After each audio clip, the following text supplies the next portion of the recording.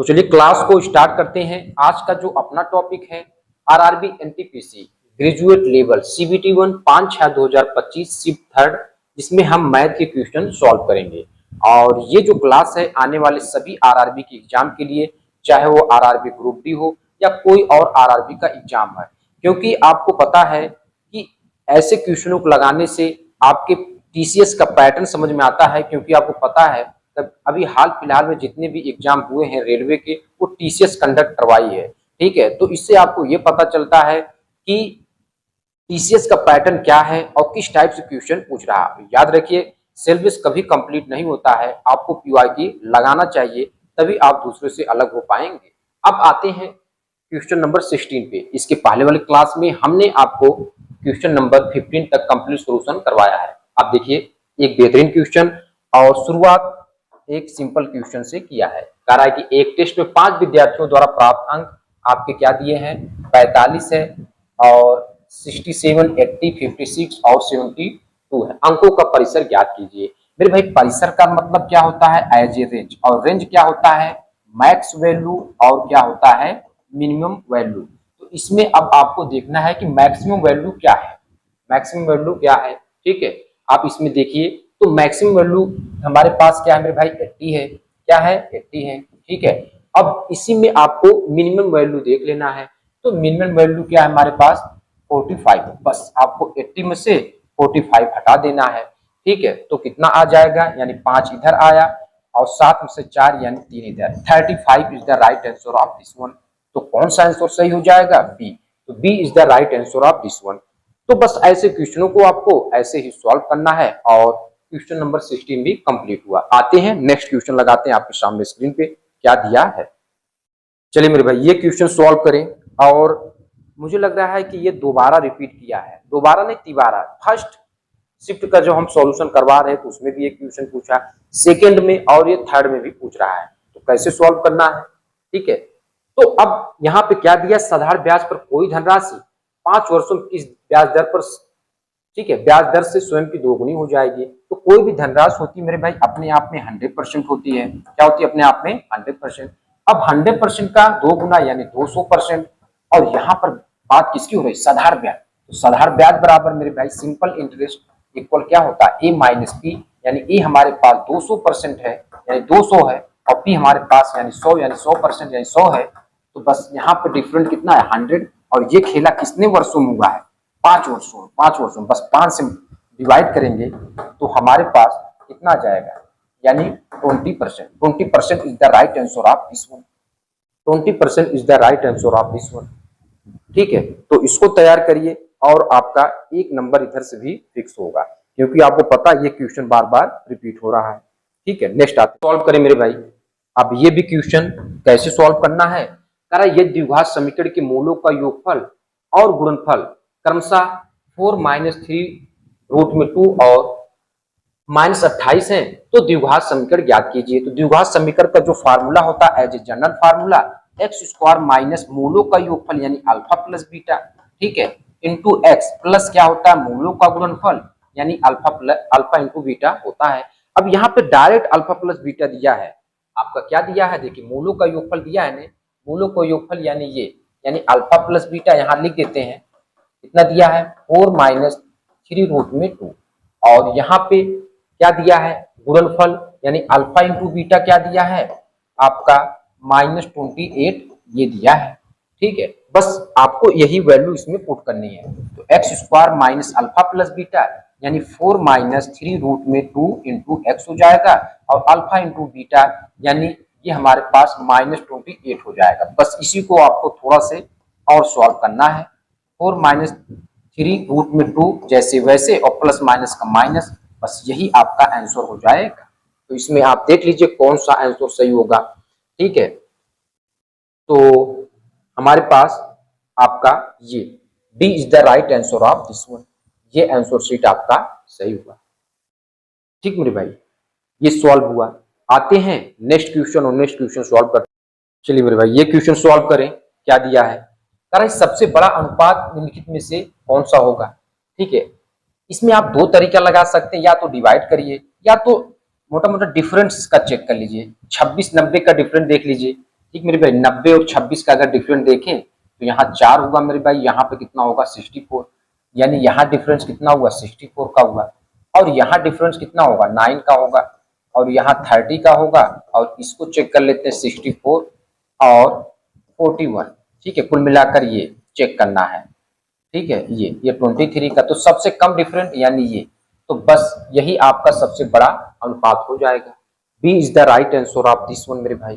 ठीक है, चलिए नेक्स्ट क्वेश्चन लगाते हैं आपके सामने स्क्रीन पे, आप देखिए नेक्स्ट क्वेश्चन क्या दिया है। चलिए मेरे भाई ये लगाएं। ठीक है, अब ये क्वेश्चन कैसे सॉल्व करना है, देखिए क्या कहा है, कह रहा है कि किसी वृत्त में एक जीवा की लंबाई 12 सेंटीमीटर है, तो आपको एक ऐसे वृत्त बना लेना है, और इसमें जो जीवा है यानी कॉर्ड है, इसकी लंबाई कितनी है 12 सेंटीमीटर मान लेते हैं, ए है और ये बी है। ठीक है, तथा वृत्त के केंद्र से जीवा तक की लंबवत दूरी 5 सेंटीमीटर है, तो वृत्त के केंद्र से, ये केंद्र से, ठीक है, और जो जीवा तक, ठीक है, वृत्त के केंद्र से जीवा तक की लंबवत दूरी कितना मेरे भाई 5 सेंटीमीटर, यानी ये आपका 5 सेंटीमीटर, तो ये परपेंडिकुलर है तो 6 सेंटीमीटर ये और 6 सेंटीमीटर ये हो जाएगा। ठीक है, अब आपसे वृत्त की त्रिज्या पूछ रहा है, यानी मेरे भाई ये पूछ रहा है, ये या तो ये। ठीक है, तो बस करना क्या है, ये परपेंडिकुलर यानी 5 है मेरे भाई, परपेंडिकुलर 5 है, और बेस क्या दिया मेरे भाई 6 दिया है, यानी ये हमारे पास हाइपोटेनियस हो गया, तो हाइपोटेनियस निकाल लीजिए रूट में, यानी 5 का स्क्वायर प्लस 6 का स्क्वायर, तो कितना हो जाएगा, यानी 25, और यहाँ पे 36, बस इसी का यानी कितना हो जाएगा 61। अब 61 इसमें नहीं दिया, तो आप मोटा मोटा ये समझिए कि रूट में 61 यानी 7 7 49, यानी 7 से तो बड़ा होगा, लेकिन 8 8 64 यानी 8 से तो क्या होगा, ये 8 से ये क्या होगा छोटा होगा।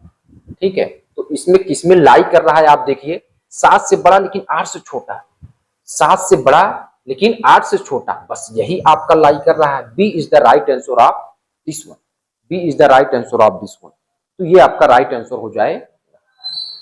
नेक्स्ट लगाते मेरे भाई, ये क्वेश्चन सॉल्व करें, और ये क्वेश्चन पाइप एंड सिस्टम से क्या कहा है कि दो पाइप ए और बी 7800 लीटर की एक टंकी को क्रमशः 12 घंटे और 10 घंटे में भर सकते हैं। यानी पहला पाइप क्या है, ए है, वो टंकी को 12 घंटे में, और दूसरा पाइप बी है, टंकी को 10 घंटे में भरता है। ठीक है, यानी 12 और 10 का एलसीएम, सबसे पहले इनका टोटल वर्क निकाल लेते हैं। ठीक है, 12 10 का एलसीएम एज ए 60 हो जाएगा। अब बस इनकी इफिशियंसी 12 पंचे 60 होगा, और 10 छक्के 60, यानी 6 5 11, यानी 60/11 समय में ये कितनी टंकी को, यानी 7800 लीटर की टंकी को भर देते हैं। कितने, 7800 लीटर की टंकी को भर देते हैं।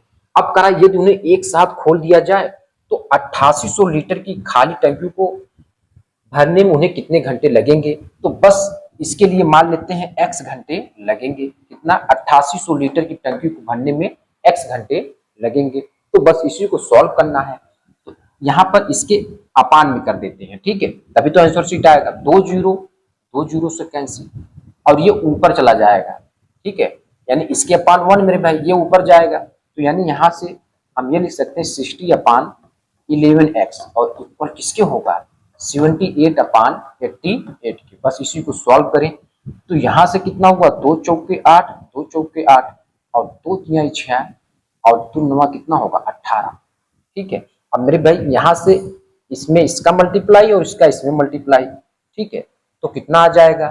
ठीक है, यानी हमारे पास अगर देखा जाए तो ये इक्वल हो जाएगा 60 × 44। ठीक है, x इक्वल, और अपान में कितना होगा 11, तो यहाँ कितना आया, यहाँ पे अगर हम देखें, ठीक है, ये मेरे भाई 39 बचा है। ठीक है, 11 × 39 ये तो बचा है ना, तो 39 का भी तो मल्टीप्लाई होगा यहाँ पे, 11 चौक 44 ये हुआ मेरे भाई। ठीक है, अभी और कटेगा, अभी और कटेगा, तो अगर हम यहाँ से 3 से अगर कैंसिल करना चले तो 3 1 जा 3, 3 3 जा 9, और यहाँ कितना होगा 20 हो जाए, तो 20 चौके 80, यानी 80/13 आवर। तो 8800 लीटर खाली टंकी को भरने में कितना समय लगेगा, यानी हमारे पास 80/13 आवर ये लगेगा। तो ये इसका राइट आंसर हो जाए। ठीक मेरे भाई, नेक्स्ट आते हैं और नेक्स्ट सॉल्व करते हैं। चलिए मेरे भाई ये सॉल्व करें। अब इसको यहीं पे सॉल्व कर लेते हैं। 13 31 किसका क्यूब होता है, तो आप कहेंगे 11 का। और ये किसका यानी 4 रूट में है, तो ये 10 का होता है। कुल मिलाकर 10 की पावर 4 करेंगे तो यही आ जाएगा। और इंटू कितना हो जाएगा 5/33, और इंटू यहाँ पे 30 है। ठीक है, तो बस करना क्या है, इसको कट करिए। ठीक है, 5 दूना 10 हुआ, और ये इस पे 15 हो जाएगा। ठीक है, और कैंसिल कर लेते, 3 5 जा 15। ठीक है, 3 1 जा 3, ये 11 11 कैंसिल हुआ। 5 is the right answer of this one. ये 5 is the right answer of this one. ठीक है, ये इसका 5 आंसर हो जाएगा। नेक्स्ट आते हैं, ये सॉल्व करें मेरे भाई, ये सॉल्व करें। अब कह रहा है निम्नलिखित में से कौन सी संख्या 7 से विभाज्य है। क्या बताना मेरे भाई, 7 से विभाज्य। तो अगर हम इसको चेक करें तो 7 25 35, 7 7 49, 7 8 56, 63 चला जाएगा, 7 9 63। तो 63 और यानी कितना हो जाएगा हमारे पास 5 यानी 57, ये नहीं होगा मेरे भाई। और इसको चेक करें, ठीक है, इसको अगर चेक करें तो 7 1 जा 7 हुआ। ठीक है, और 1 कैरी, 7 दूना 14 3, 7 25 35 हो गया मेरे भाई, ये हो गया। ये तो होना नहीं है। और इसको अगर हम चेक करें तो ये भी नहीं होगा। ठीक है, तो B is the right answer of this one. ठीक मेरे भाई, रब कर देते हैं, नेक्स्ट पे आते हैं।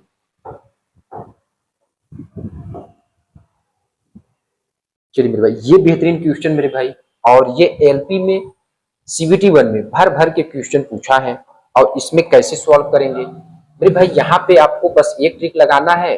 जैसे x माइनस 1/x, कोई चीज एक में है, अब उसको किसमें पूछ रहा है, यानी एक का 3 पूछ रहा है। यानी आपसे ये पूछ रहा है कि x cube minus 1/x cube की वैल्यू ज्ञात कीजिए। ठीक है, एक का 3 पूछ रहा है, तो आपको करना क्या है, a क्यूब प्लस 3a, बस ये चीज करना है। और इसी में अगर आपको एक का 2 पूछता है, यानी x square plus 1/x square पूछता है, तो बस करना क्या था, a स्क्वायर प्लस 2a करना था। ठीक है, अच्छा पॉजिटिव को अगर नेगेटिव पूछता है, यानी x प्लस 1/x पूछता है, तो रूट में आपको क्या करना है, a स्क्वायर प्लस 4 करना था। ठीक है, अब यहाँ पे आपका क्या पूछा है, एक का 3 पूछा है, तो बस ये वाला फार्मूला लगाइए, ये वाला फार्मूला। तो बस करना क्या है, a क्यूब प्लस 3a, तो a की जगह क्या है 10 है, तो 10 का क्यूब करेंगे, और प्लस 3a यानी 10। 10 का क्यूब मेरे भाई कितना होगा 1000, और ये 30, तो 1030 is the right answer of this one. 1030 is the right answer of this one. तो ऐसे सॉल्व करना है। ठीक मेरे भाई, ऐसे सॉल्व करना है, तब जाकर आप दूसरों से अलग हो पाएंगे। भाई ये क्वेश्चन सॉल्व करें, और ये क्वेश्चन फिर से आपका रिपीट किया है, और कैसे सॉल्व करना है। कह रहा है कि ए बी सी डी के समानांतर है मेरे भाई, तो आपको करना क्या है, ए बी सी डी के समानांतर है। ये ए बी है और ये हमारे पास सी डी है। तो ए बी क्या है, सी डी के समानांतर है। एक तिर्यक रेखा पी क्यू, एक तिर्यक रेखा पी है और ये क्यू है। ठीक है, ए बी और सी डी को क्रमशः ई एफ पर प्रतिच्छेद करती है। ये ई पे प्रतिच्छेद करता है और ये एफ पर प्रतिच्छेद करती है। तथा एंगल पीईबी इक्वल कितना दिया, 59 डिग्री। पीईबी ये वाला कितना दिया मेरे भाई, 59 डिग्री। ये 59 डिग्री दिया है। ठीक है, कलर चेंज कर लेते हैं। ठीक है, चलिए ये आपका क्या है, 59 डिग्री दिया है। पीईबी इक्वल क्या दिया है, 59 डिग्री। और इसमें जो जी है, कह रहा है कि ए बी और सी डी के बीच एक बिंदु इस प्रकार है। ठीक है, इसमें क्या कहा है, ए बी और जी जो है, ए बी और सी डी के बीच एक बिंदु इस प्रकार है। ठीक है, कि बीई जी इक्वल कितना है, 50 डिग्री। तो अगर हम जी को यहां रखेंगे तो ये नहीं बन पाएगा, तो जी को यहां रख देते हैं ये। तो बस करना क्या है कि यहाँ पे क्या दिया है, बीई जी। ठीक है, बीई जी। तो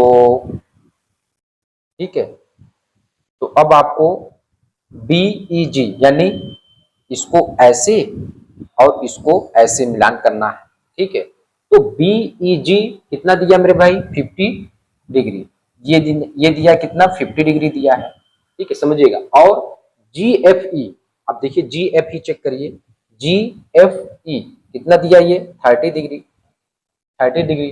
तो अब आपसे पूछा क्या है EGF यानी ये पूछा है।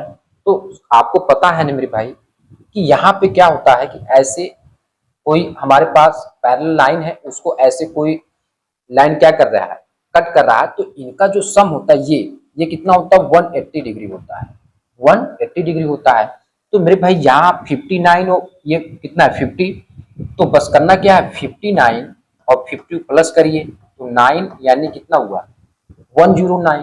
तो 180 में से 109 पहले हटा देते हैं तो ये वाला एंगल पता चल जाएगा। 10 में से 9 1 हुआ और यहाँ पे कितना बचेगा मेरे भाई,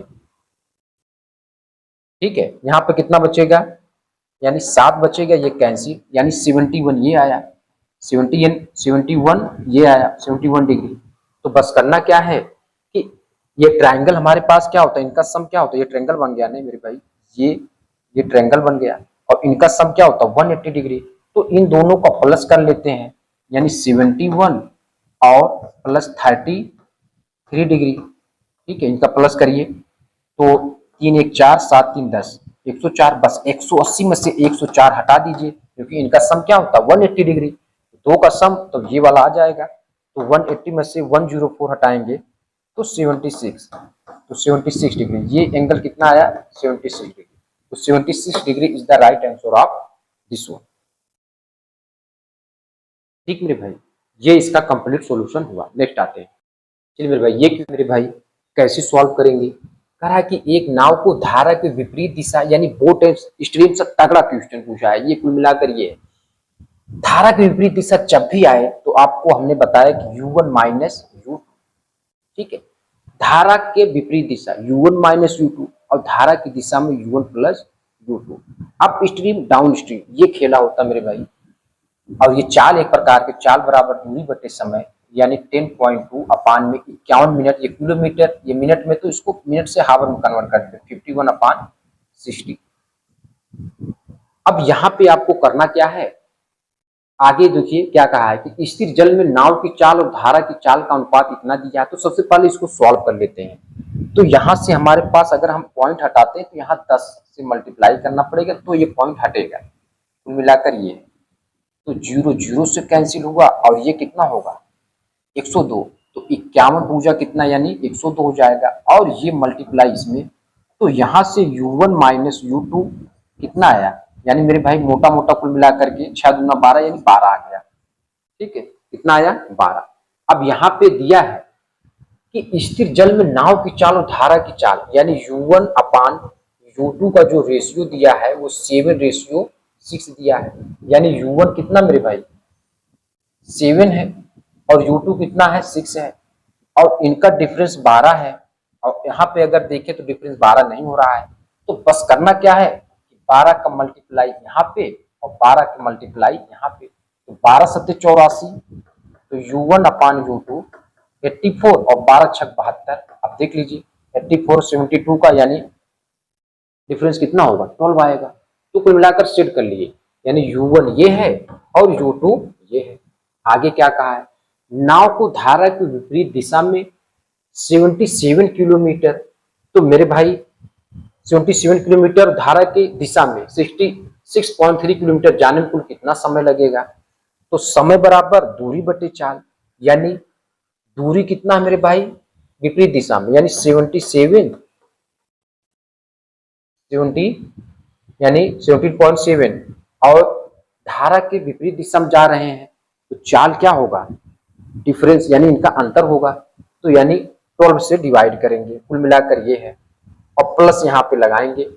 अब धारा की दिशा में कितना है 66.3 और विपरीत दिशा में जा रहे हैं, धारा की दिशा में जा रहे हैं, तो कुल मिलाकर के जो इनका रेशियो है, ठीक मेरे भाई, ये 84 प्लस 72 ये जुड़ेगा तो 4 2 6 हुआ और 8 7 कितना होगा 15 यानी 156। बस इसी को हम सॉल्व करेंगे तो हमारे पास आंसर शीट आएगा। अब मोटा मोटा अगर हम लेकर चले तो 12 गुणे 15 करेंगे तो 180 आएगा, जबकि ये 5 से कम है मेरे भाई। ठीक है, अगर हम देखें 12 गुणे 15 करें, ठीक है, तो हमारे पास, ठीक है, इसको अब कुल मिलाकर के काटना है। तो अगर हम, क्योंकि एक पॉइंट के बाद हमने इसको काटा तो यहाँ 1.5, और जबकि ये हमने 180 को लेकर चला है, नियर अबाउट 180 ये लेकर चला है, तो ये हम कह सकते हैं कि ये 1.5 से कम, इससे क्या होगा, कम ही होगा, क्योंकि 77 17.7 है। और इसको अगर हम सॉल्व करते हैं मेरे भाई तो नियर अबाउट ये जाएगा 0.4 में ऐसे, तो ये 4 से कम, ये क्या होगा, 4 से कम। ठीक है, ये होगा। ठीक है, अगर इसमें हम डिवाइड करें तो, अगर इसका इसमें डिवाइड करेंगे, ठीक है, तो मुझे लगता है 4 से ज्यादा जाएगा, 4 से, 4 छक्के 24 हुआ, 4 पंचे 20, और 4 के 6, 4 के 4 दो 6, ठीक है, यानी 4 से ज्यादा होगा। ये इससे क्या होगा मेरे भाई, ज्यादा होगा। ठीक है, तो ये अगर ये ज्यादा हुआ, ये कम, ये ज्यादा, तो ये किस में लाई कर रहा है, ये तो होगा नहीं, ये भी नहीं होगा, ये भी, यानी ये इसमें लाई कर रहा है। बाकी आप डिवाइड करेंगे तो इतने आंसर आएगा। बाकी ये ट्रिक है कि हमने इसको क्या किया है, 180 मान लिया। अब इसमें जब डिवाइड करेंगे तो 180 यानी 1.5 आएगा। ठीक है, 1.5, तो 1.5 से कम ही है। ठीक है, और यहाँ पे हमारे पास क्या है, 4 से ज्यादा हो रहा है, तो 4 से ज्यादा यानी इसमें लाई करेगा। बाकी आप जब इसको डिवाइड करेंगे तो आपका एग्जैक्ट वैल्यू आएगा, लेकिन पेपर टाइम में आपको ऐसे ही करना पड़ेगा। मेरे भाई ये क्वेश्चन देखिए, और ये भी आज का शिफ्ट का सबसे बढ़िया क्वेश्चन, तगड़ा क्वेश्चन। यानी कहा क्या है, कहा कि यदि किसी बिस्तर का विक्रय मूल्य प्रारंभिक मूल्य का 2 गुना है, तो मेरे भाई विक्रय मूल्य मान लेते हैं SP1 जो है, ठीक है, वो अपने आप में 100% है। तो जो SP2 आ जाएगा मेरे भाई, ये 200 हो आ जाए, क्योंकि प्रारंभिक मूल्य का कितना, 2 गुना। तो लाभ प्रारंभिक मूल्य से 10 गुना हो जाता है। यानी CP, अभी हम ये मानकर चलते हैं कि, ठीक है, तो पहले तो हमारे पास यानी प्रॉफिट कितने का हो रहा था, P का। अब प्रॉफिट कितने का हो रहा है, कुल मिलाकर 10 गुना यानी 10P का। ठीक है, और प्रॉफिट कब होता है मेरे भाई, जब SP is greater than CP, यानी SP बड़ा हो CP से। तो यानी प्रॉफिट कब होता है, यानी SP माइनस CP इक्वल क्या होता है, प्रॉफिट। ठीक है, तो अगर इसमें हम देखें तो 100 माइनस CP इक्वल कितना हो जाएगा, P के। और इसमें अगर देखें तो मेरे भाई 200 और माइनस कितना, यानी यानी हमारे पास ये CP, 200 माइनस CP और इक्वल कितना हो जाएगा, 10P। इक्वल कितना हो जाएगा, 10P। बस यही P की वैल्यू इसमें पुट करें, तो यहाँ से 200 माइनस CP और P की वैल्यू ये है, यानी 100 माइनस CP, और 200 माइनस CP ये इसमें मल्टीप्लाई करेंगे तो 1000 और माइनस 10C, तो इसको इधर लेकर आएंगे, कुल मिलाकर ये 1000 में से यानी 800 हो जाएगा मेरे भाई, 800, और ये इधर कितना हो जाएगा, ठीक है, माइनस 10CP और प्लस यानी 9 हो जाएगा। ठीक मेरे भाई, 9CP हो जाएगा, 9CP हमारे पास ये हो जाएगा। ठीक है, यानी अगर हम CP निकालें तो मेरे भाई क्या है, 800/9 हो जाएगा। अब पूछा क्या है, प्रारंभिक लाभ प्रतिशत कितना होगा। ठीक है, प्रारंभिक लाभ प्रतिशत कितना होगा। अब मेरे भाई SP हमारे पास कितना था, 100 है, और CP हमारे पास कितना आया, 800/9। 2 जीरो से कैंसिल, 2 जीरो से कैंसिल, यानी जो हमारे पास डिफरेंट आया वो कितना आया, यानी रेशियो 8:9, ये डिफरेंस कितना आया हमारे पास अगर देखा जाए तो 1 का। और 1/8 पहले हमारे पास कितना था, 8 था, 1/8 इंटू 100, बस करना क्या है 100/8 से डिवीजन। तो ये किसके नियर अबाउट आ जाएगा 12.5% के। तो कितना परसेंट का लाभ हुआ, 12.5% का लाभ हुआ। ये मेरे भाई औसत निकालना, एवरेज। तो इनका हम सम करते हैं और कुल जितना आपके व्यक्ति या पर्सन हो उससे हम डिवाइड करते हैं। तो 5 से डिवाइड करना है, तो इनका सम करिए, 20, 30, 50 हुआ, 50 और 40, 90 हुआ। पहले ये कर लेते हैं। और 35 और 45 कितना हो जाएगा मेरे भाई, 80 हो जाएगा। ठीक है, तो एवरेज आपका आ जाएगा। तो बस करना क्या है, 9 और 17 यानी 170/5, और इसको कैंसिल करेंगे मेरे भाई, 5 दिया 15 और 5 छक्का 30, यानी कितना आंसर हो जाएगा, 5 तिहाई 15, 3 और 5 छक्का 30,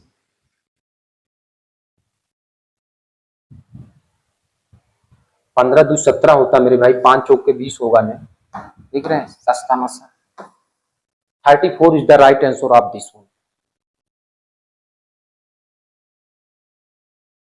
ये क्वेश्चन सॉल्व करें मेरे भाई, और ये मीन से क्वेश्चन पूछा है, कैसे सॉल्व करेंगे मेरे भाई। ठीक है, एक बेहतरीन क्वेश्चन। और मीन बराबर क्या होता है, पहले ये फार्मूला लिख लीजिए, क्या होता है, sigma F I x I upon sigma F I, यानी सिग्मा एफ आई, पहले इसका इसमें multiply multiply multiply multiply multiply, फिर जाकर के इनका सम मेरे भाई, और उसके बाद सिग्मा एफ आई यानी ये। ठीक है, तो ये चीज है, बाकी हमने मल्टीप्लाई किया है, आप करके देखेंगे। ठीक है, तो हमारे पास यानी 140/92 ये आया है मल्टीप्लाई करने के बाद, और अपान में इनका जब सम करेंगे सिग्मा एफ आई तो ये 271 आएगा। बाकी जब इसको कट करेंगे तो 52, यानी इसका एवरेज सॉरी मीन कितना आ जाएगा 52। तो 52 is the right answer of this one. मेरे भाई ऐसे ही करेंगे तो सही रहेगा, बाकी इसमें हजारों ट्रिक है लेकिन वो कहीं न कहीं गलत हो जाएगा। ठीक है, जैसे यूनिट प्लेस से भी चेक कर लेते हैं, लेकिन वो गलत होगा, क्योंकि कहीं न कहीं ऑप्शन अगर दो सेम टू सेम ऑप्शन रहेंगे, पता चला दो जगह दो ऑप्शन है, दो जगह दो दो बैठे हैं। ठीक है, यहाँ तो मान लीजिए एक ही जगह दो था, अब यहाँ पे अगर दो हो जाता तो यूनिट प्लेस नहीं चेक कर पाते, मोटा मोटा ये है। ठीक है, बाकी ऐसे खेलो बढ़िया लगेगा आपको। नेक्स्ट आते हैं, ये क्वेश्चन सॉल्व करें मेरे भाई। कहा कि अक्षत ने अर्धवार्षिक रूप से संयोजित होने वाली 8% वार्षिक चक्रवृद्धि ब्याज पर रुपए 90,625 की धनराशि 1 वर्ष के लिए निवेश की, उसे कितना मिश्रधन प्राप्त होगा। तो आपको कैसे सॉल्व करना है मेरे भाई, यहाँ पे अर्धवार्षिक है तो रेट ऑफ इंटरेस्ट अगर आप देखें तो हमारे पास कितना है 8%, तो ये अर्धवार्षिक है ना, तो इसको आधा इसका, यानी रेट ऑफ इंटरेस्ट कितना हो जाएगा 4%। और समय कितना हो जाएगा मेरे भाई, अर्धवार्षिक है तो ये 2 गुना हो जाएगा, कुल मिलाकर ये है। और यहाँ 4% को अगर हम सॉल्व करेंगे तो 1/25, यानी कोई चीज पहले 25 की थी अब कितना हो गया 26 की, यानी ये P है और ये मेरे भाई कितना है A है। और ये खेला 2 वर्ष के लिए हो रहा है, तो बस स्क्वायर इस पे और स्क्वायर इस पे, 25 का स्क्वायर 625 और इसका क्या होता है मेरे भाई 676 है। और 625 की वैल्यू कितना दिया मेरे भाई, ये दिया है 90, 625 ये दिया है, तो 676 की वैल्यू क्या होगी ये आपको बताना है। तो 625 में इतने से डिवाइड करेंगे तो यहाँ 145 आएगा, और बस यही 145 का मल्टीप्लाई यहाँ कर देंगे, तो जो मल्टीप्लाई करेंगे तो आपका क्या आएगा। ठीक है, मल्टीप्लाई करने के बाद, ठीक मेरे भाई, तो अगर मल्टीप्लाई करें तो 6×5 = 30, 6×5 = 30, तो आप देखें मोटा मोटा तो जीरो यूनिट प्लेस पे यही बैठा है, तो 980 20 is the right answer of this one. यही आपका राइट आंसर हो जाएगा। बाकी और ज्यादा सॉल्व करने की जरूरत ही नहीं थी, केवल यूनिट प्लेस चेक करना था। ये शिफ्ट कंप्लीट हुआ।